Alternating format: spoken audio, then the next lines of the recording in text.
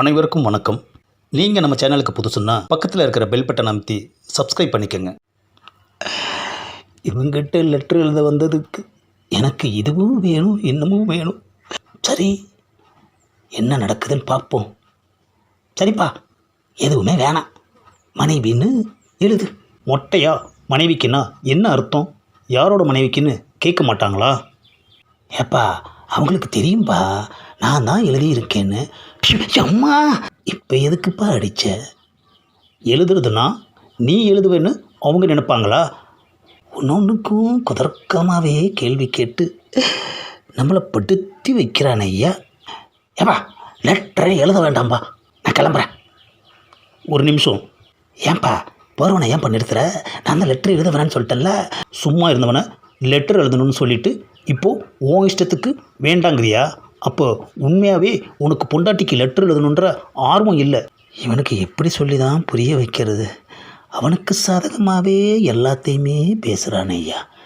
கொஞ்சம் கூட நம்ம பேசுகிறதுக்கு ஒரு கேப் கொடுக்க மாட்டேங்கிறான், ஒரு புடி கொடுக்க மாட்டேங்கிறான். சரிப்பா, சுருக்கமாக சொல்கிறேன். அடுத்த மாதம் ஊருக்கு வர்றேன்.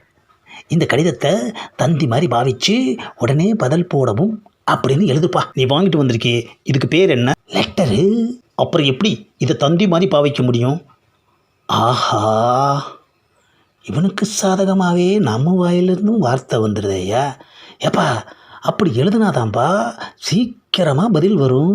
உனக்கு ஒரு பொண்டாட்டி, அதுக்கு ஒரு லெட்டரு, அதை எழுதுறதுக்கு நான் ஒரு ஆள், அதில் அன்புள்ள அப்படின்னு ஒரு அல்வா, தந்தின்னு ஒரு கப்ஸா. எதுக்கு இதெல்லாம்? ஆஹா, லெட்டரை சுக்குநூறாக கிழிக்கிறானையா.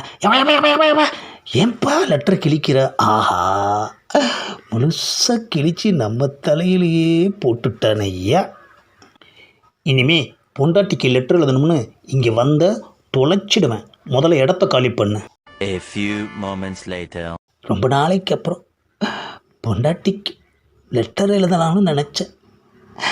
அதுக்கு இவங்கிட்டையா வந்து மாட்டணும். போஸ்ட்மேன் வர்றாரு. இந்தப்பா லெட்ரு. என்னது, லெட்டரை நம்மக்கிட்ட கொடுக்குறான்?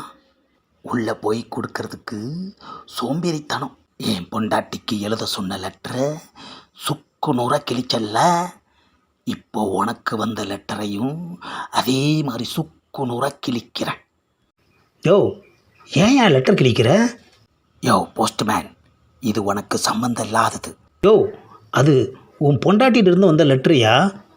என்னது, என் பொண்டாட்டிக்கிட்ட இருந்தா? ஆமாயா, ஆமனுக்கு வீட்டில் கொடுக்கறதுக்காக தான் போய்கிட்டு இருந்தேன். உன்னை இங்கே பார்த்ததும் சரி இப்படியே கொடுத்துடலாமேன்னு கொடுத்தேன். ஆஹா, என் பொண்டாட்டிக்கிட்ட இருந்து வந்த லெட்டரை படிக்காமலேயே கிழிச்சிட்டேன் ஐயா.